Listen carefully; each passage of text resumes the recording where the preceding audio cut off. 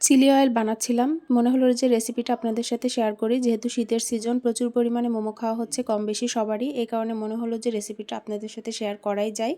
অল্প পরিমাণে বানিয়েছি, আমি যে মেজারমেন্টে বানিয়েছি আপনাদের সাথে মেজারমেন্টটা মূলত শেয়ার করছি। আমি এখানে 1 টেবিল চামচ পরিমাণ চিলি ফ্লেক্স নিয়েছি, আর এর মধ্যে নিয়ে নিচ্ছি 1 চা চামচ মরিচের গুঁড়া, লাল মরিচের গুঁড়া, সাথে নিয়ে নিচ্ছি 1 চা চামচ তিল, আর নিয়ে নিচ্ছি 1 চা চামচ রসুন কুচি। রসুনটা খুব ছোট ছোট করে কুচি করে নিয়েছি।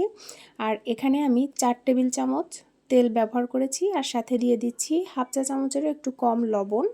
এখানে 4 টেবিল চামচ তেল খুব ভালো মতন গরম হতে হবে, অর্থাৎ তেল দিয়ে যখন ধোয়া ওঠা মতন হবে তখন কিন্তু এটা এর মধ্যে দিয়ে দিতে হবে।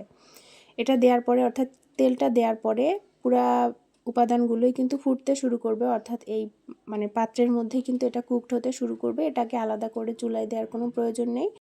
যদি কাচের বাটিতে আপনারা এটা করেন তাহলে কিন্তু অবশ্যই ভেতরে একটা স্টিলের চামচ দিয়ে নেবেন, নাহলে কিন্তু কাচের বাটিটা ফেটে যাওয়ার একটা সম্ভাবনা থাকে। যাই হোক, এই হলো চিলি অয়েলের রেসিপি। আমি অল্প পরিমাণে বানিয়েছি, কিন্তু যেটুকুন বানিয়েছি এটাই দেখা যাবে যে কয়েকবারেই খাওয়া যাবে আর কি। চাইলে কেউ বেশি পরিমাণেও বানিয়ে কৌটায় করে, অর্থাৎ কাচের বয়ামে করে সংরক্ষণ করতে পারেন। এই হলো চিলি অয়েলের রেসিপি। আমি এভাবে চিলি অয়েল বানাই। অনেকে এর মধ্যে আদা কুচি, পেঁয়াজ কুচিও দিয়ে থাকে, তবে আমার কাছে এটাই অনেক বেশি টেস্টি মনে হয়। আপনারা কে কীভাবে বানান অবশ্যই কমেন্ট বক্সে শেয়ার করবেন। ধন্যবাদ সবাইকে।